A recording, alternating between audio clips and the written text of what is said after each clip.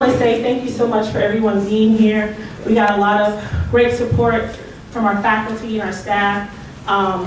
So I know there's a lot of students here, right? Who's here for a class? Let me hear some hand claps if you're here for a class. Or your professor told you about this? Very good. Thank you so much. You can hear me, right? Yep. Perfect. Who's here for faculty or staff supporting our Rollins students here? Right? Thank you so much for being here. Now I know that there's some people from the community. Anybody here who's not a Rollins student? That's pretty good. Our alumni and alumni here. Okay, thank you very much for the support. I appreciate it. But overall, I just want to say thank you so much for joining us tonight.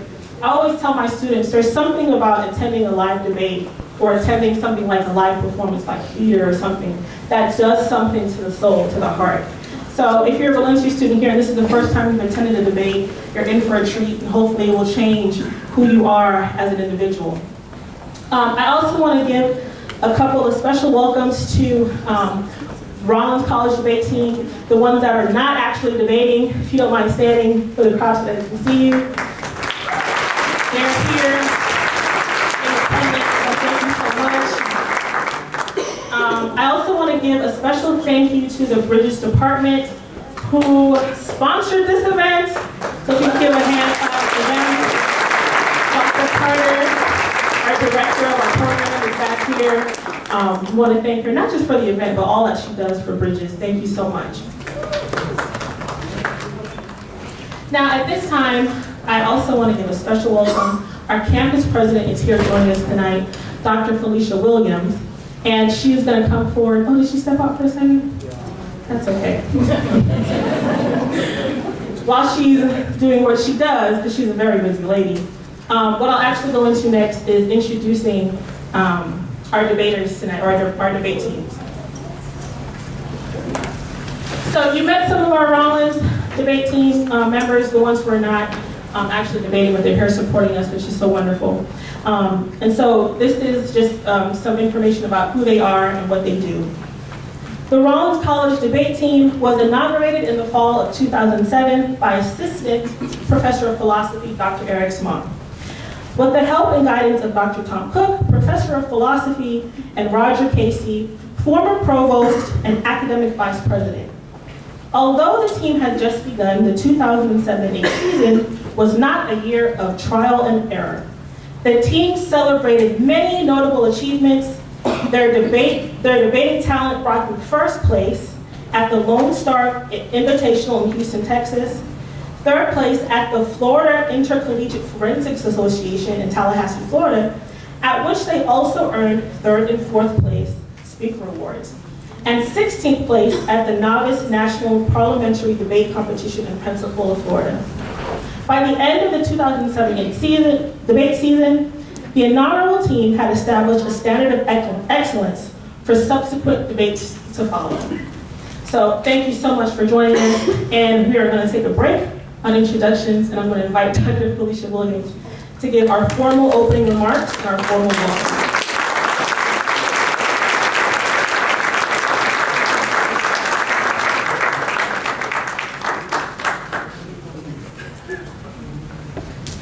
Good evening, everyone. I try to tell them they do such a wonderful job of welcoming people and greeting people.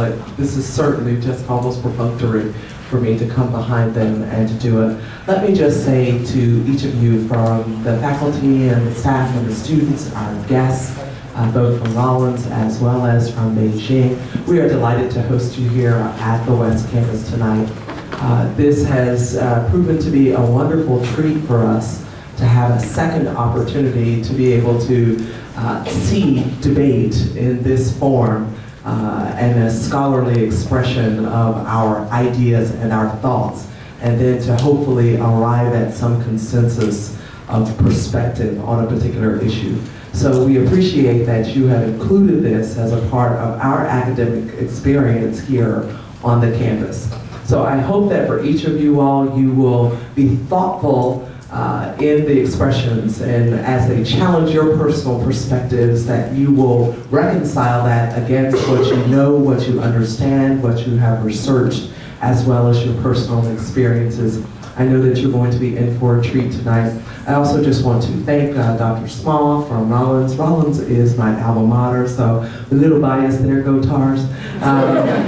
But I just have a wonderful respect for the work that he is doing there, and for the privilege and the opportunity that the students are having, because debate is often lost in our society today. Instead, we just argue. So this is indeed a beautiful art form, a beautiful science that we really need to re-engage in, particularly in the academic community, and therefore, hopefully, there will be an ability to generalize that to our society at large. So thank you to Dr. Small and others who are helping to keep the art and the science of debate alive and well. Thank you so much, and have a wonderful, wonderful evening.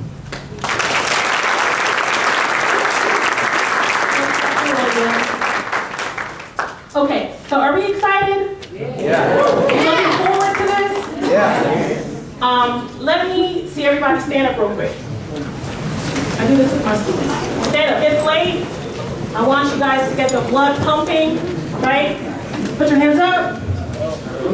Bend over a little bit. You feel good now? Feeling good? Okay, have a seat. I want to do that for you because this is not a performance per se, right? It's not, somebody's not going to come up here and just dance and sing for you guys and you just sit back and relax. This is all about audience participation. Okay? So I need you guys to give me an example of what audience participation is. Can I get some pancakes, or hand claps, or hair here? Thank you so much. Because everybody is pumped up now, the blood is boiling, right? Okay, good. So we can continue on with our next formal introduction. So we are so grateful, and I'm happy everyone's here. I'm happy that Rollins is here again for another year. But all the way from China, we have debaters from Beijing Foreign Studies University who has graced us with their presence, and we're so excited that they're here joining us tonight. So just a brief, some information about who they are as a university. Beijing Foreign Studies University, or also known BFSU, is a prestigious university in China and under the direct management of the State Ministry of Education. As the first foreign language university and offering the most language programs in the country, it excels in the teaching and studying of foreign languages, foreign literature, overseas phonology, and also serves as an important base producing quality professionals with language competence and global vision. So we are so grateful that they're here this evening. Let's give us another round of applause at the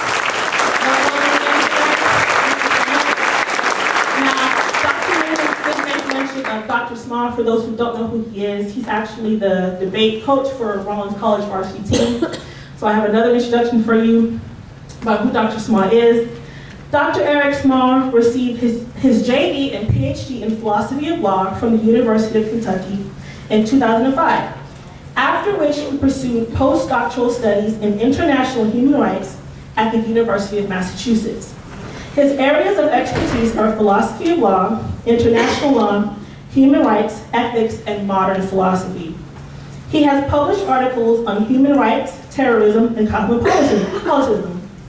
Among his most recent publications are Reparations as a Way of Escaping America's Oppression Labyrinth, Forthcoming in Economic Justice, Swaying in the Balance, Civil Liberties, Terrorism, and Justice in Times of Emergency, forthcoming in the Journal for Law and Social Philosophy, and Unilateral Rights.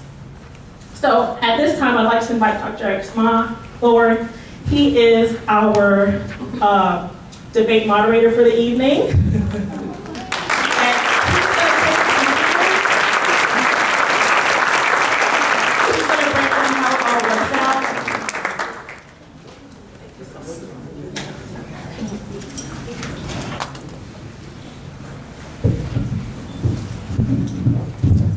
Good evening, Valencia College. If you can hear me, raise your hands. I want to make sure the microphone is on. Good, that means that you are alive, and I want to make sure that you stay that way.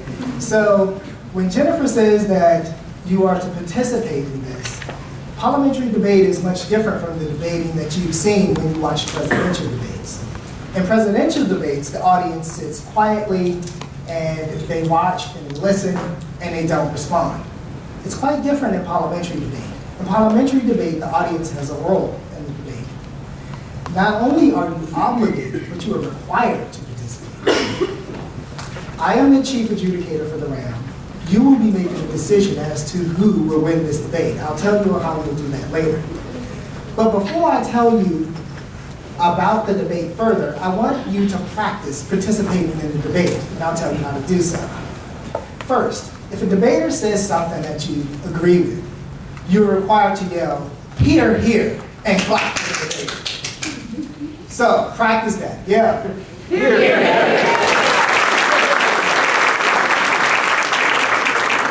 Absolutely. And if a debater says something that you disagree with, you are required to yell, "Shame." Good. Now, don't worry about the debaters. Beijing Foreign Studies University is one of the top debating schools in China, and Rollins College is currently ranked second in the nation in the United States of America.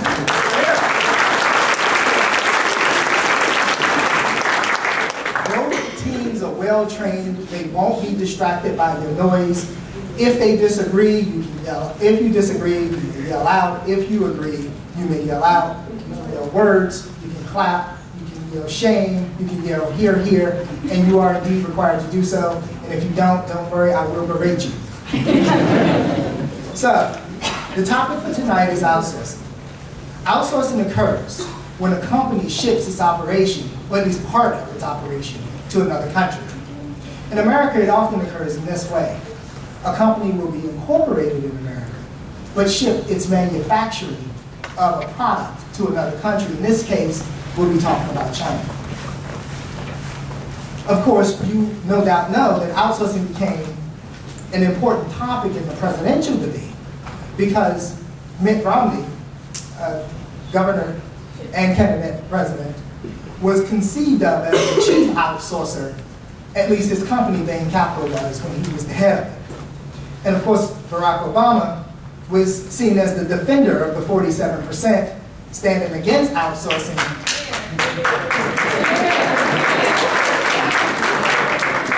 Standing against outsourcing, and of course, defending jobs for everyday people. Companies often think of outsourcing as effective, at least for some, because it cuts the cost of labor, it might even cut the cost of manufacturing, it might cut the cost of materials, and thereby save the company money. And then companies, of course, think that they can use that money for other things, like research and development, or lining the pockets of the 1%. On the other hand, are you shaming me or I can't tell. On the other hand, of course, outsourcing is a dangerous practice because Americans, at least in recent years, have not taken kindly to those who outsource jobs, particularly in light of the recession that we've gone through. And so outsourcing was very important in the presidential elections. It's very important today as we look to overcome the recent recession that we've gone through. And so outsourcing has been a political, often devastating move for corporations. The teams that will be arguing the question of whether or not America should continue to outsource jobs are Beijing Foreign Studies University, the debaters for Beijing Foreign Studies University,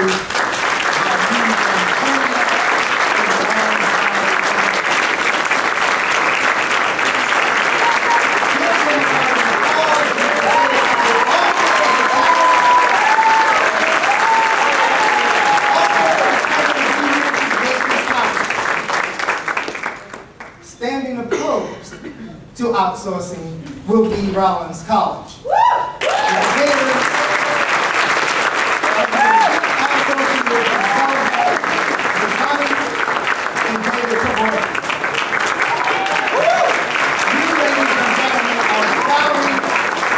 I am Dr. Small, the chief adjudicator for the round. I want to give some thank yous before we get going. I want to thank the president of Valencia, Felicia Williams. I want to thank the students of Regal, the students you see standing around the room, for ushering us in. I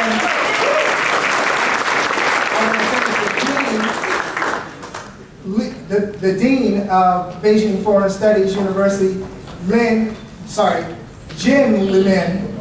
And I want to thank the debaters of Rollins College who you see here today. They're wearing their ambassadorial uniforms. Stand down, Rollins College.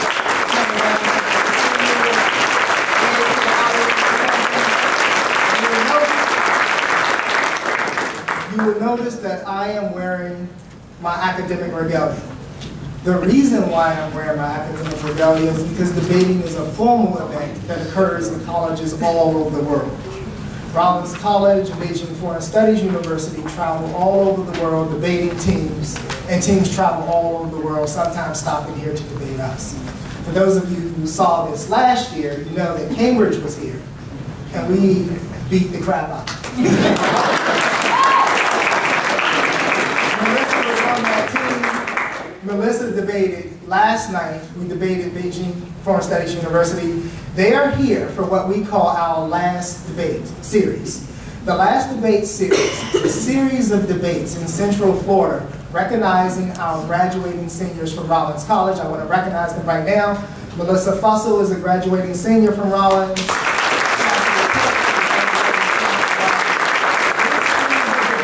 The debates will be their last debates. So, in that all good things must come to an end. No shame. So, last night we had our first debate at Rollins College. This is our second debate. We have a series of about 8 debates at various colleges and high schools throughout Central Florida.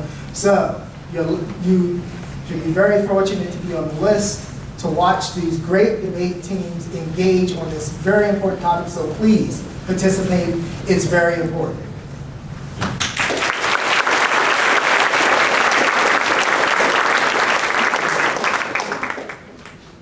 And with that, I'll call the House to order. Opening for the proposition team, arguing that America should continue outsourcing jobs to China, will be Lou Donjan. Sorry. Opening for the proposition team will be Juan Zaichuan.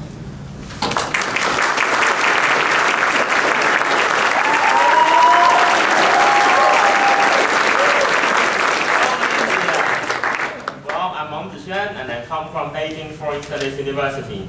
So first of all, I would like to thank all of you for coming here, and I'm looking forward to enjoy this experience and to share my ideas with Rollins College, with all of you here. And so firstly, I would like to thank all of the faculty members who are working here, and especially thank to my partner Liu Dongchen, and of course our dean and our coach, Professor Jin, and of course the debate team from Rollins College who are accompanying us tonight. So firstly, thank you.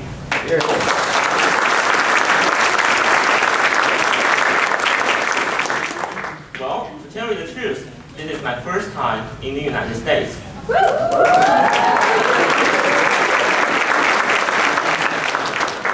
actually, it's also my first time in Florida.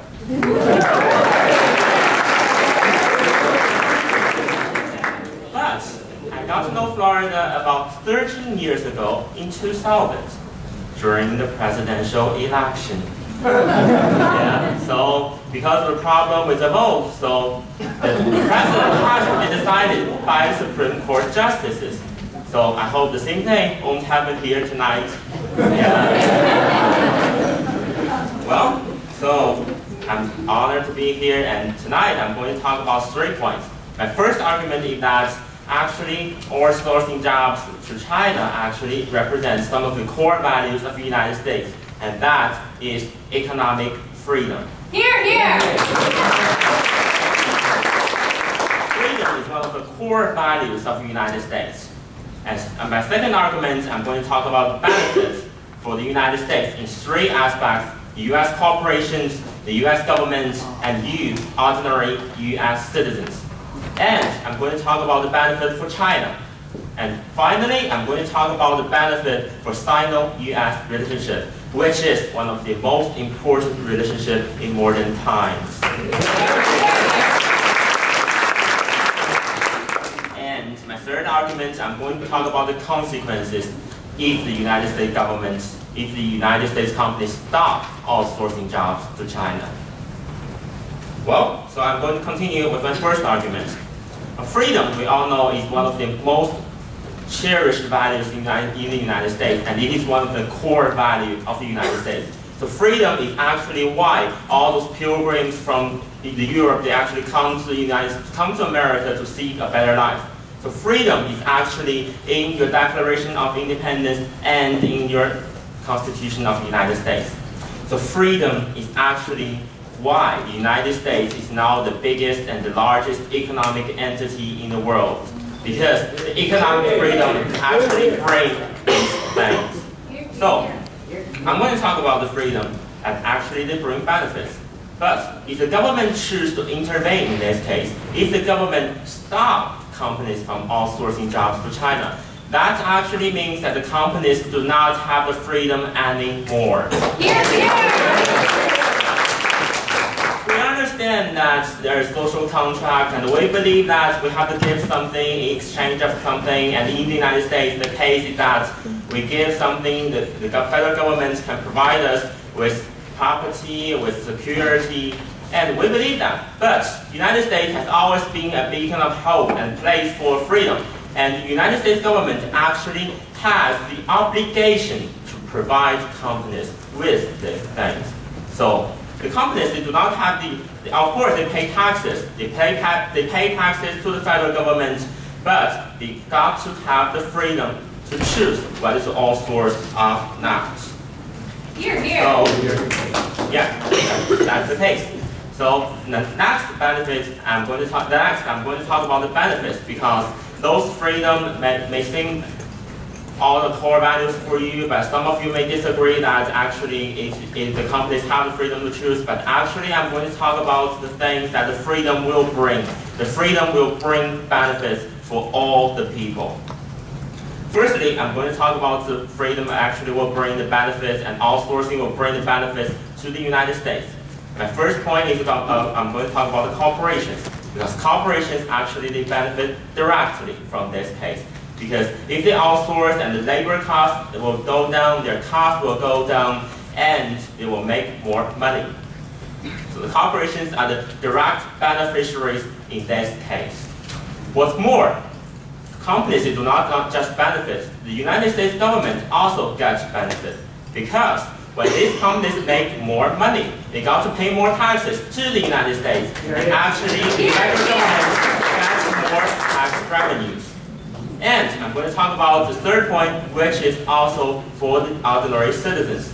Because if they outsource those jobs to China and they lower their cost, the price of their product will go down. And so you ordinary Americans will use the same money to buy more products. So you can use $1 to buy more products, which is exactly, I guess, all of you want here.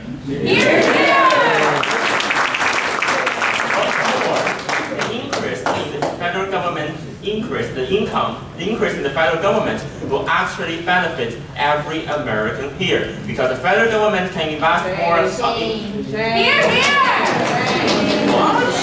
Are there friends voice here? So actually, I'm going to explain it to you and prove that it is true, because the federal government income, when their income goes high, they will invest in infrastructure, they will invest in health care, they will have universal health care for everyone, and they will provide welfare. So we believe that people will be the final beneficiary in this case, and you ordinary Americans will benefit from this case. And secondly, I'm going to talk about the benefit for China. We all know that those jobs were exported, they were outsourced to China, and those jobs were actually located in coastal areas in China. And actually, in these cases, they prove and they fasten the urbanization and economic development in China. So more and more Chinese workers, they got to be employed and they actually earn more than growing their crops right in their farms or right in their rural side. So the urbanization that China goes forward will actually help raise the living standards of the Chinese people. And when those companies, they get more money, they will invest. So if they want to invest, where can they find? So the best place for the company to reinvest is in the United States because of two things. Firstly, they have to expand their markets. And that is what all the capitalism is all about. You have to expand your markets. And the United States has one of the largest markets in the world. So they have to expand their market. And secondly, is that the United States has high-skilled workers and high-technology people. So, if they want to build technology, if they want to expand their own company, they have to do research and they have to do it in the United States, which will help you to get employed and solve the unemployment problem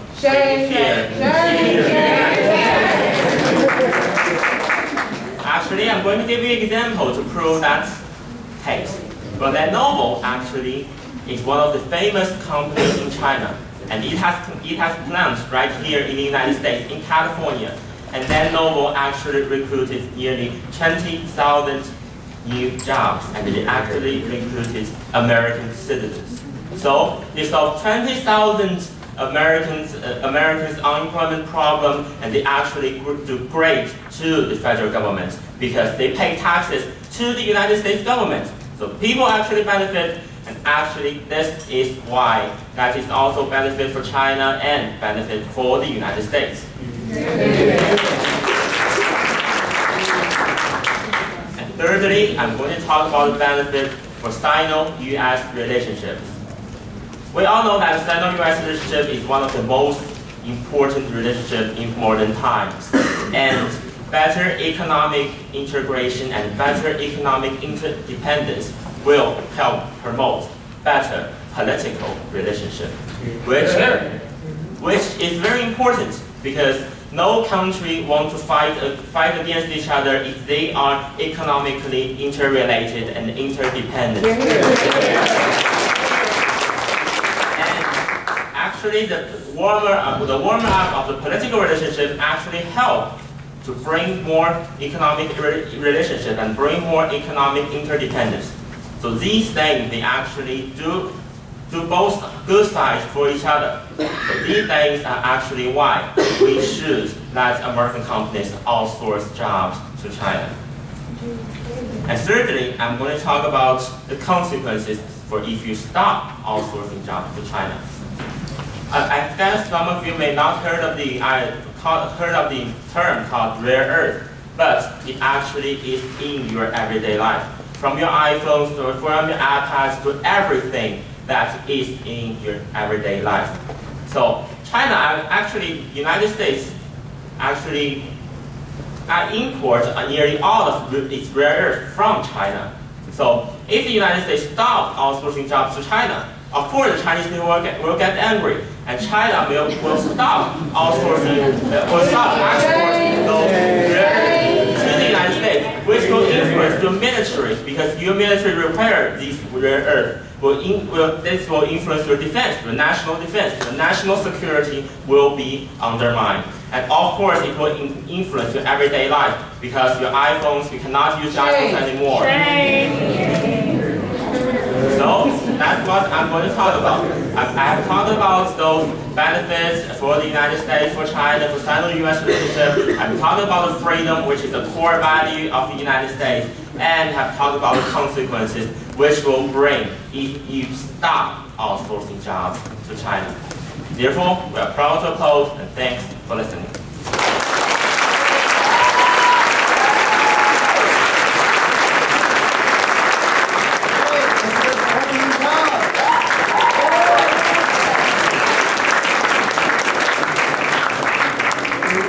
Rollins College is David Rebordian, opposition first place.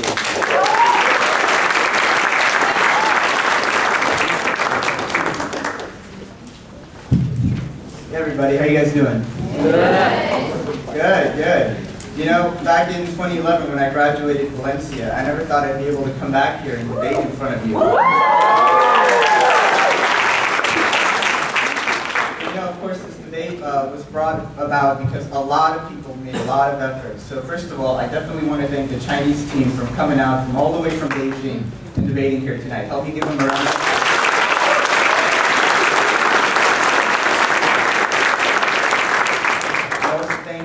Thank Rollins College, all my teammates, my partner over here, so Abusani, Eric Sma, the head of forensics at Rollins College, and of course all of you in the gallery. Thank you.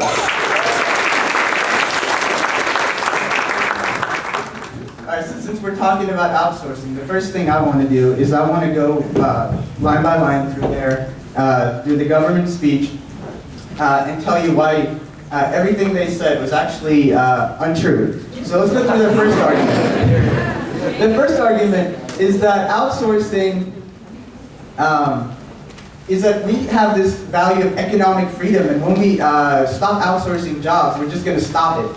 You know, we're going to break our own value. But of course this isn't true, because what they're saying is that we have no regulations whatsoever. But we do, don't we? Because imagine a world where there are no regulations. That means corporations can do anything they want. And corporations nowadays, we have rules and laws.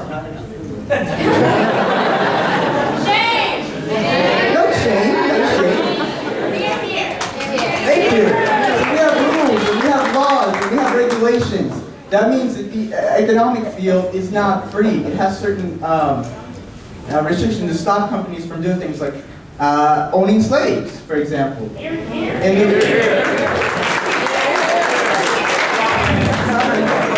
So take this and apply it to outsourcing. When we outsource jobs, we actually hurt the American economy, which I'm going to get to later on in my argument. And that's why we need to have laws to stop this from happening. Now, their second argument was actually about benefits. And this is where I have certain statistics that shows that what they said was wrong. Let's go through it. They talked about corporations, government, and people, and they say that outsourcing to China lowers costs. But of course, it doesn't actually lower costs. And you know why? Because, one sec. It doesn't lower costs because we have actually statistics that show that by the year 2015, it's going to cost the same to manufacture product in China as it will to manufacture them here in the United States because of transportation costs. I'll just need a second. And what this means is that, in fact, corporations are not going to benefit in any way from manufacturing there than they do here in the United States. And so this doesn't give their economy benefits, and it doesn't give us benefits. Here is a question. I want to remind you that it's 2013, which means in the following 2 years, companies still have money to make. And if we said it's true, by 2015 they will have less profit margin, and and the companies will not choose to outsource. And there's no necessity for the U.S. government to stand up.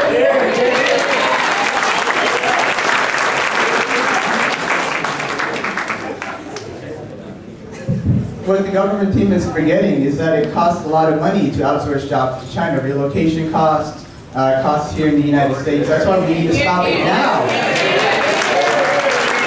Because companies that don't do this, they make this mistake, and then in 2 years they're going to realize that they made a mistake, and it might be too late. It's going to cost them more, and it's going to affect their bottom line, which is going to affect our bottom line, and that is not good for us. Now, their third argument is where they said that the U.S.-China relationship benefits from outsourcing because it creates economic interdependence. So what they must be assuming is if we stop outsourcing jobs to China, we're not going to be economically interdependent. I guess what they're saying is we're no longer going to trade with China. But this is simply not true. Just because you manufacture something here in the United States doesn't mean we can't sell it to China. And just because Chinese companies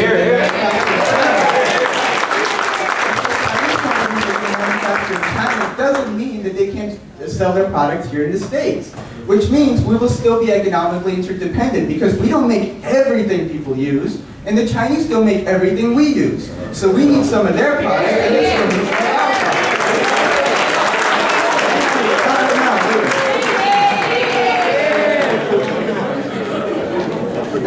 fourth argument that I want to rebut is about consequences. The only consequence they gave is that China has a lot of rare earth metals, and that if we stop outsourcing, China's going to stop selling it to us. But I'd like to point out that the United States is the largest rare earth market in the world. What do you think is going to happen if China stops selling rare earth metals to us? They're not going to have any other consumer to sell it to. We want our iPhones! You'll get your iPhones, 1 second. You'll get your iPhones. You know why? Because there are other countries that have rare earth metals too. Namely, Brazil. Brazil has a lot of rare earth metals. And we have a good relationship with them. So if China doesn't want to sell it to us, we'll go to Brazil. Exactly.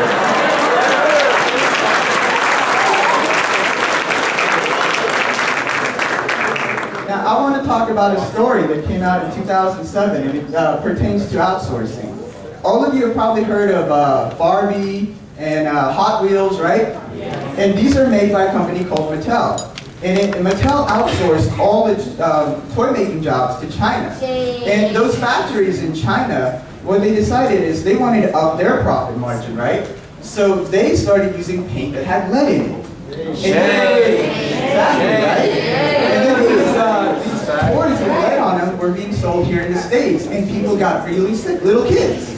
You know, I played with Hot Wheels, and what you don't want is, your kids to get sick from a toy, from a birthday gift.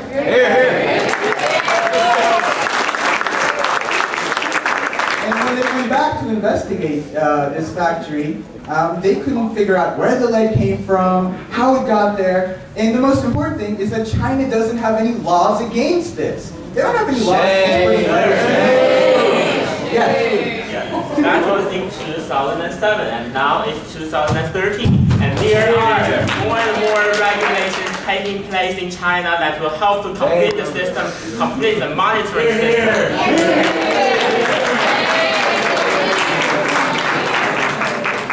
Well, first of all, what he just said contradicted his first argument. Remember, in his first argument, he came up here and said that there shouldn't be any regulations because the U.S. and China have economic freedom. China does have regulations. So that's on us. You got to vote for us on that. But more importantly, think about the United States. We have so many regulating organizations. Some people think we might have too many. We have the Food and Drug Administration. We have the Environmental Protection Agency. You know what? No, don't shame them. These organizations are good for you. They protect your area.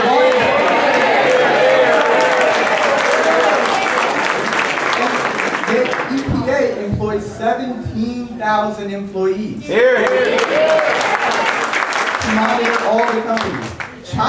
China's regulatory agency has 400 employees, and they have to keep track of 50,000 companies. And do you think 400 people can keep track of 50,000 companies? No! His statistics are not true, which is what I know because I come from China and there are no.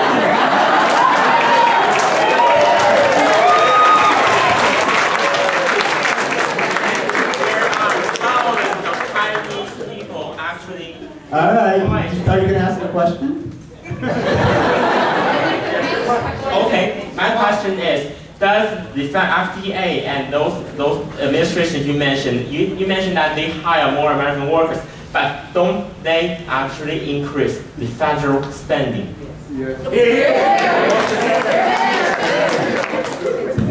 I think a couple extra dollars in tax money is worth my safety.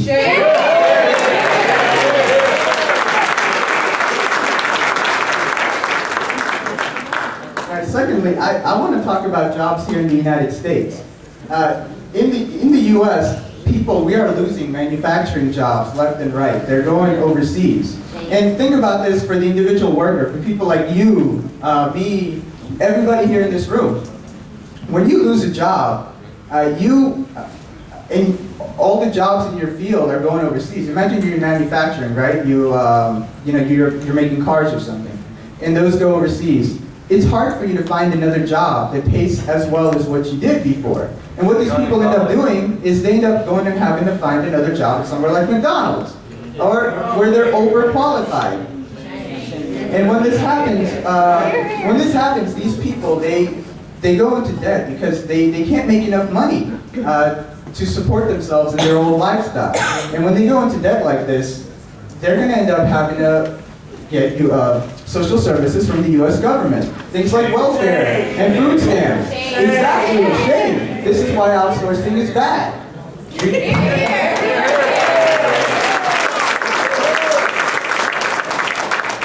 So notice how I've already showed you how outsourcing hurts the government because of the Mattel scandal in China, and how it hurts individuals. But it also hurts corporations too, because corporations lose money when they're going overseas. Now I want to give you guys one last argument in favor of not outsourcing jobs to China. And that has to do purely with our American national pride. Now me personally, I came here as an immigrant from Armenia. And I've come to love this country and adopt it as my own. And the problem that happens is when you walk into a store and you look around and you don't see anything that says Made in America on it. Where are those products? We can't even make our own shirts. And what's even worse is when you're on the news and you hear the Tommy Hilfiger outsourced the uniforms to the U.S. Olympic team to China. That's something that should be made here. You already settled your question. Sit down. I'm finishing up. So to make my last point, it's that I have a dream that, one day I can actually walk into a Walmart and find one thing that says Made in USA on it.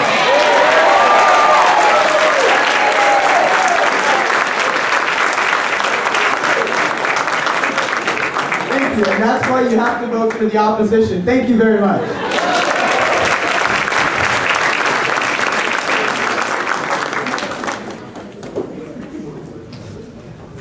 Okay, so that was the opening speech for Rollins College. Next, we will have a rebuttal speech from Beijing Foreign Studies University by Liu Dongjing.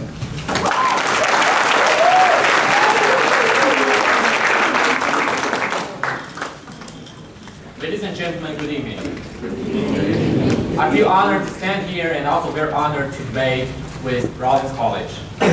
Especially yesterday, Rollins College really they gave me a hard time. They're outstanding, but I still feel very happy and very proud.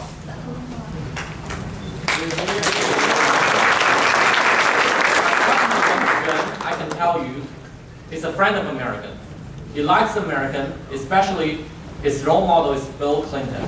He's a friend of America, and China is also the friend of America. Benefiting China is also benefiting America.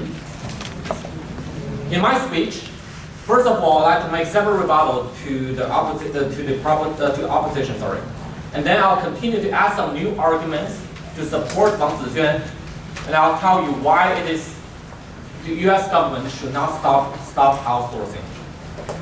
First of all, just now the leader of the opposition said the cost in China will be higher and higher.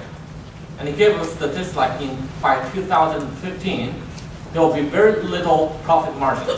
But I have a very big question. I believe in the United States, companies have the right, have the freedom to choose where they send their money to, where they invest. If now we ask the government to stand out and to say what you should do and what you should not do, is it communism or capitalism?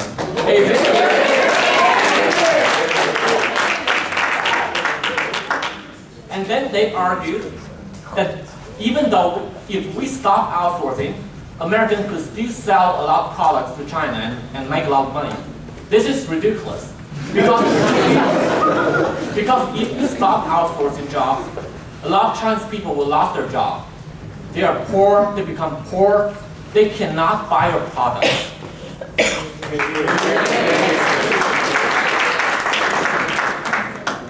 then they argue that the problem of the job losing. But actually, I think they didn't really understand what exactly outsourcing is. Outsourcing doesn't create job from nowhere. The fact is that if an American company outsources job to China, for example, Apple, they'll find a Chinese factory and talk to the manager or anyone in this country, in this factory, and say, now I want to produce Apple, I want to produce iPhones here. I need your workers. I want to hire Chinese to work for us. Do you agree? Could we have cooperation? And when the answer is yes, that company will pay money into this factory.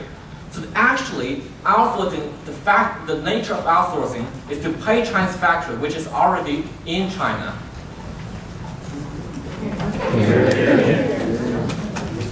Just now, my partner has argued that outsourcing job to China will benefit the American economy.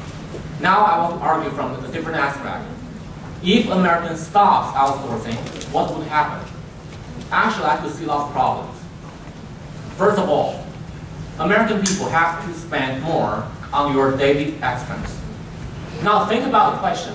In your daily life, what is not made in China?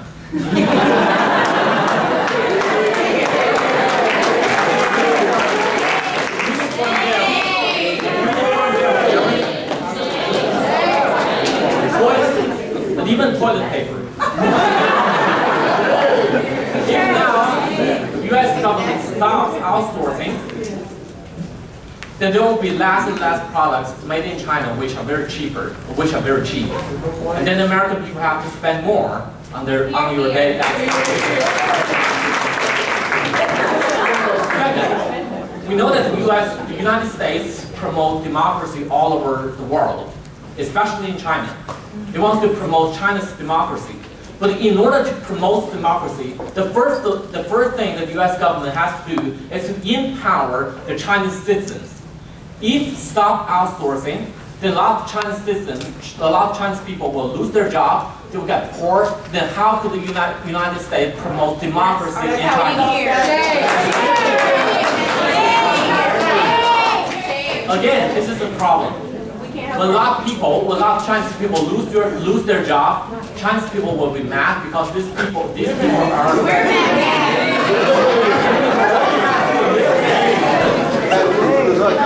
Let me finish my logic. These people are in need.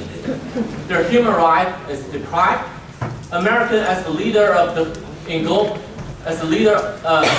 this world, which promotes human rights everywhere in this world, will spend more money because they need to provide food, they need to provide aid in the country. Like if China has a bigger problem of job loss, because these people, more people, will be in need.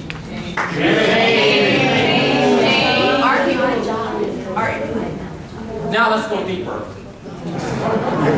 I want to go deeper and analyze why if stop outsourcing will bring so many troubles to America. Now I want to talk about globalization. Outsourcing is actually a step of globalization. And globalization requires every country to have a global vision, which means it doesn't matter where you set up your factories. It doesn't matter from which country you gain your profits. Because globalization makes countries more and more independent. When I say independent, that means China needs America and America needs China.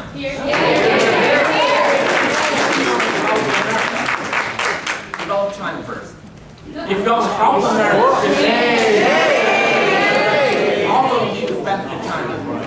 If you want to create jobs in America, then you also need to create jobs in China. Globalization works on both sides, and now I can show you some statistics. Alright? There are many statistics that can show that globalization has become the tendency of today and should be the tendency in the future. So outsourcing is just following this tendency. That's why we firmly believe to solve the problem today, you have to follow the tendency of this time, which is globalization. We should be more open and we should make mutual benefits. That's the way how we solve problems. And develop and recover to promote America's economy's recovery.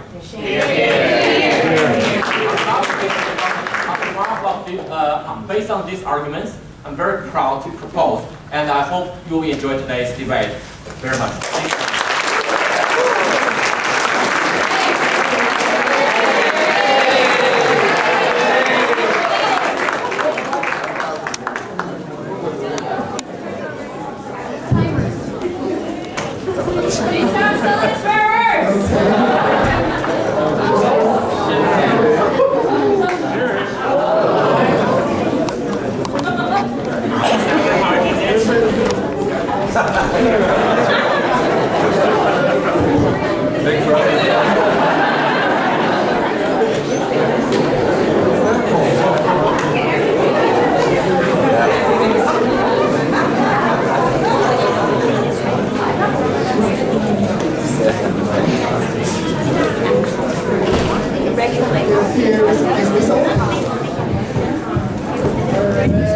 Okay, everybody stay calm. It appears that we have outsourced lightning. The final opposition speech in the constructive half of this debate will be done by Zohab Jazani. Everybody give him a round of applause.